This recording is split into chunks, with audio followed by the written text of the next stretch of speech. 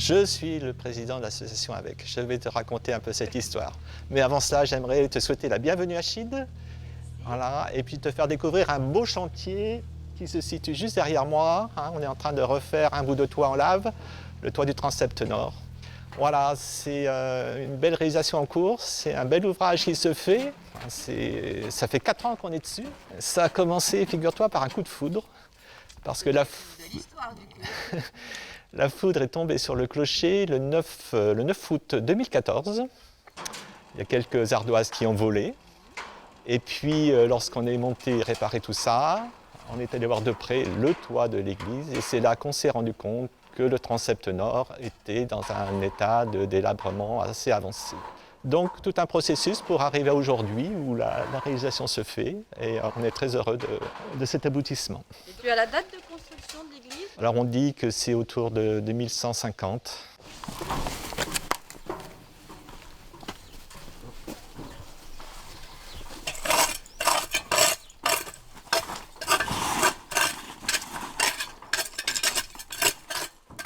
C'est un vrai vieux toit qui est vraiment dans son jus, quoi. C'est une antiquité quelque part. Faut rentrer en relation avec le monument, avec l'ouvrage. Et voilà, j'aime bien prendre ce temps au début, il y a les parapproches. Et puis c'est vrai qu'on est, voilà, on est dans l'entretien d'un monument qui a pas loin de 1000 ans. C'est un peu comme voilà, si on restaurait, je sais pas, un tableau, une sculpture. Là, on restaure un toit, donc il y a besoin de se plonger dans son histoire. Bon, pas forcément, mais j'ai envie de dire plonger dans son esprit. C'est important, voilà, de bien le rencontrer. Parce qu'on voit que, bon, voilà, il y en a qui sont gelés, qui sont un petit peu fragilisés, mais dans l'ensemble, elles se tiennent, quoi. Et voilà, donc un beau matériau. Là, on est comme souvent sur du calcaire en troc, du Jurassique. Voilà, ça c'est vraiment costaud. Donc, ça me dit quelque chose.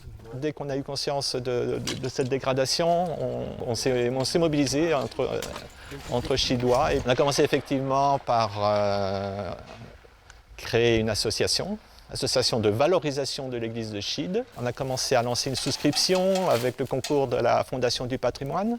Et ça a vraiment bien marché parce qu'on a réussi à récolter plus de 10 000 euros.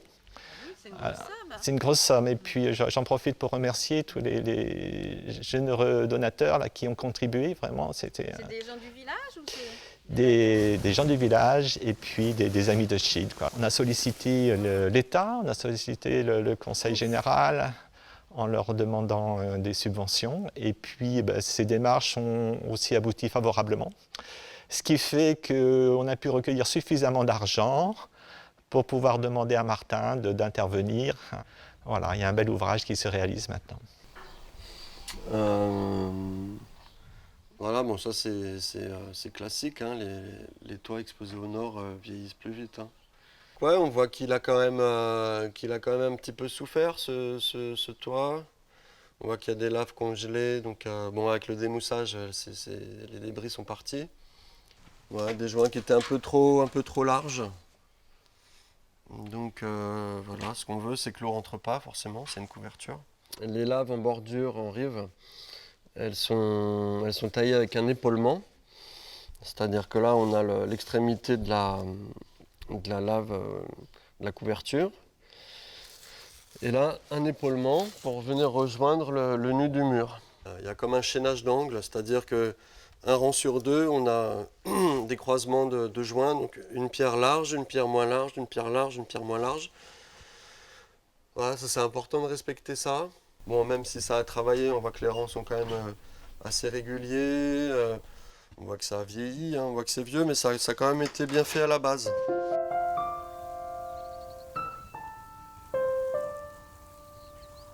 Qu'est-ce que serait Chide sans son église?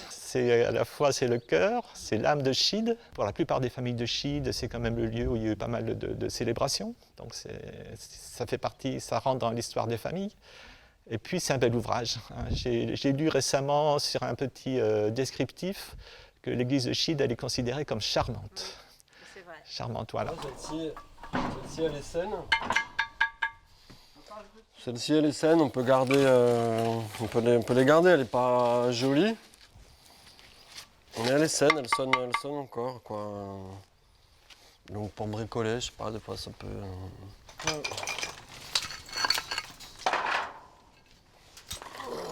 Là, on voit l'épaisseur de la couverture. Ouais, voilà, là on commence à voir la structure interne. La structure interne de la toiture. Donc là, bon, ça paraît assez désorganisé, donc on verra au remontage, on organise mieux là, tout ce petit calage. Voilà, parce que là, on est au-dessus de la voûte. C'est une toiture qui est véritablement bâtie. Elle est bâtie à pierre sèche, à une épaisseur, comme un mur. Une couverture de pierre sèche, en fait. C'est-à-dire qu'il n'y a pas de mortier entre les pierres. Là, c'est 100% cailloux. Donc les laves, ce sont des lauses calcaires. On dit lave parce qu'en fait, c'est la déformation orale du verbe lever. On garde ça. Ouais. L'ancien bourguignon, il lavait la pierre. Parce qu'en fait, c'est des fines strates de calcaire qui sont délimitées horizontalement dans leur lit par des joints de stratification. Il y a une petite couche d'argile. Et du coup, avec une barre à mine, on les lève.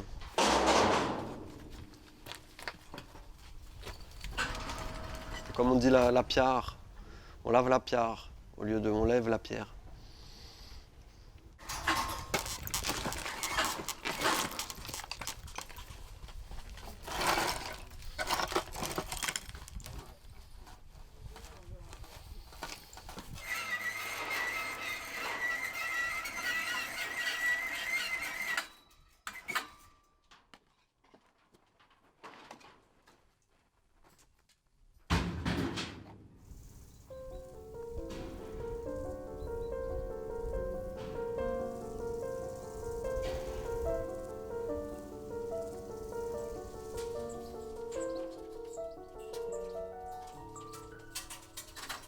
Un calcaire à anthroc, assez fin. Ça veut dire quoi, en Les anthrocs, c'est calcaire à anthroc, ça veut dire qu'il est constitué principalement des encrines. C'est un animal de mer de la même famille que les oursins ou que les anémones de mer. On l'appelle le lys de mer parce qu'il a une forme de fleur en fait. Et donc c'est les débris de sa colonne vertébrale, parce qu'il a une colonne vertébrale en calcaire. Et c'est les débris de cette colonne, en se déposant au fond de la mer, qui ont contribué à constituer ce matériau. Qu'est-ce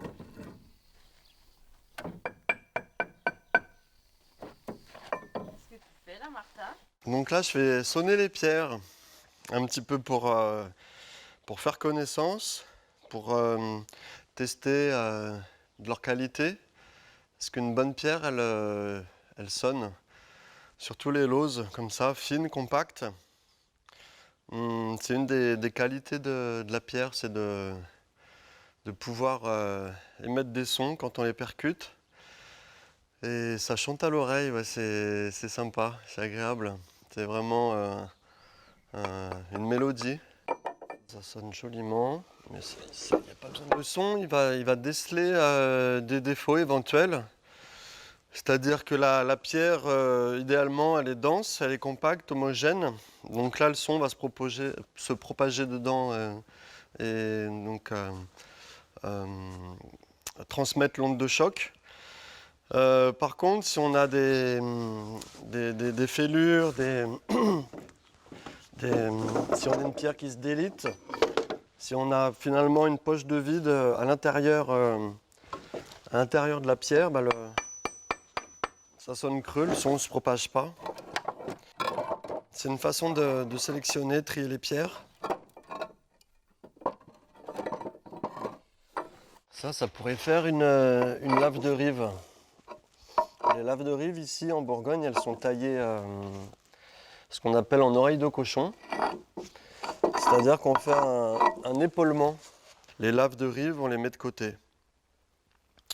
Parce qu'en fait, on va commencer par ça à la pose. On commence par mettre les pierres d'extrémité du rang et puis comme ça, on les rejoint. On essaye de tirer droit. Ah, chaque pierre a un petit peu ses caractéristiques. Bon, celle-là, elle est bien plate. Ça, c'est bien. Voilà, donc là, on a un beau bébé. Un beau bébé de, je pense, bien 50 kilos. Donc ça, c'est une lave qui peut être utilisée en gouttière, donc en premier rang. Elle sonne à merveille. Ça, c'est vraiment la crème.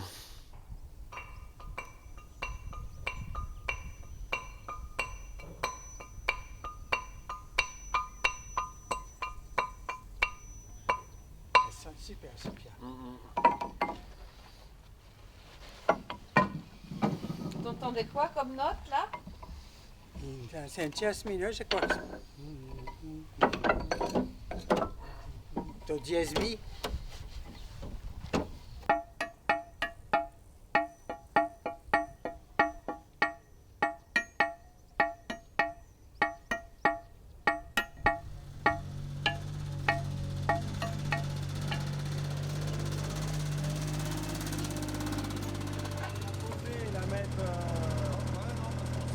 Tu l'emmènes comme ça?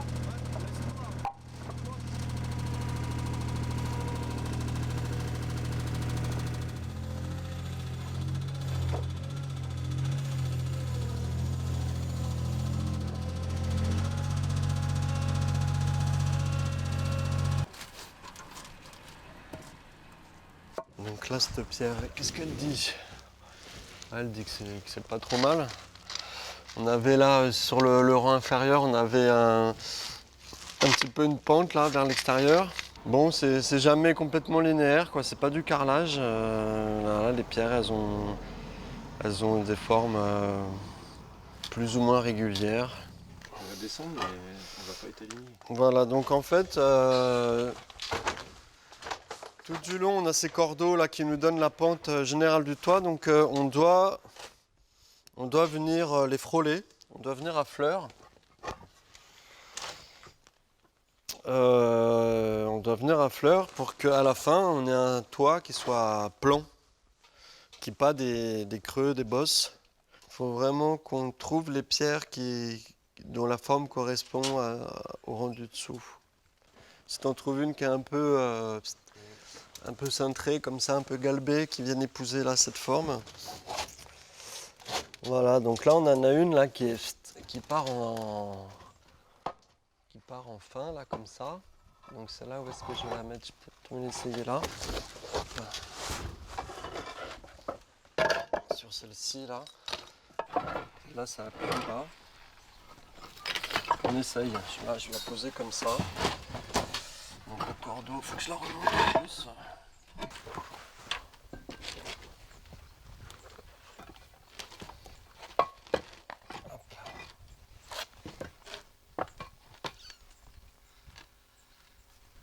Voilà. Ah non, c'est pas top là, il faut quand même que ça suive là. Là on est sur une phase où on a pas mal de biscornus. C'est pas évident.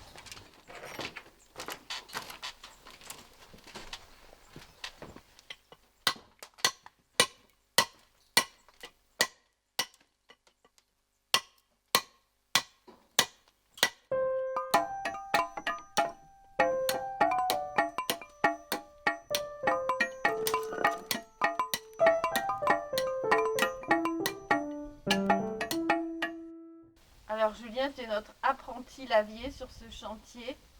Qu'est-ce que tu ressens de cette expérience-là, en haut de l'église? Beaucoup de fierté, je dirais.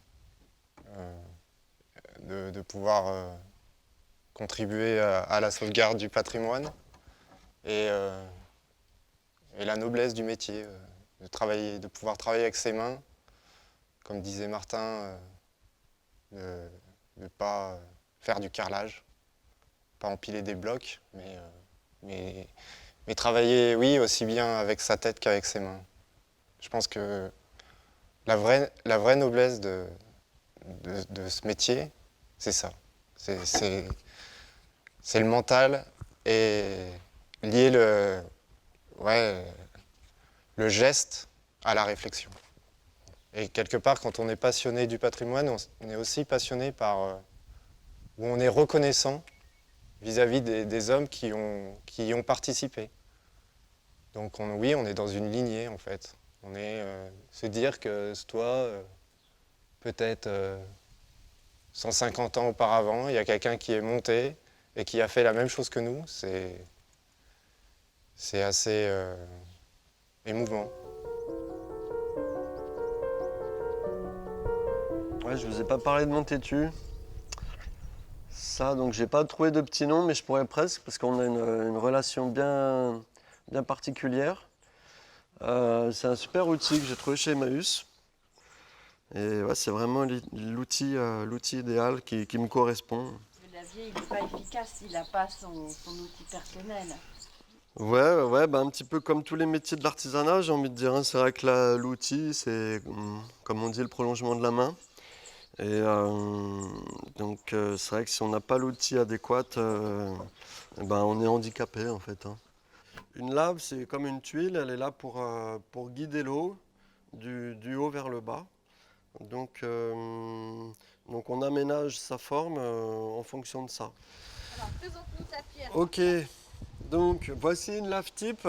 Donc avec en bas le pureau, c'est-à-dire la partie qui va être visible une fois que le toit sera fait.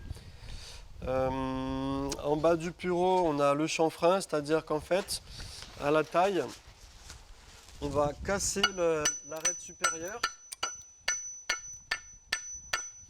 de façon à ce que l'eau s'écoule bien.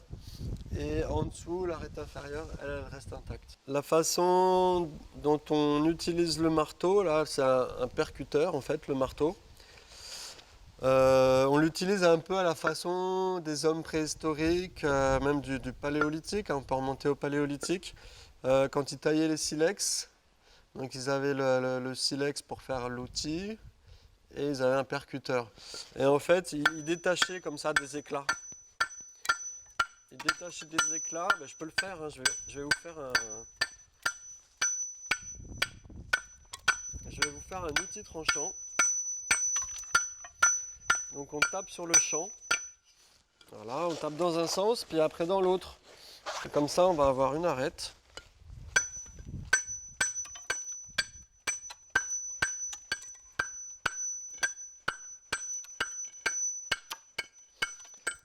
Ah, c'est le fameux biface là. C'est très, très primitif en fait la taille de lave. C'est ça qui est chouette, on se sent relié avec nos origines les plus lointaines.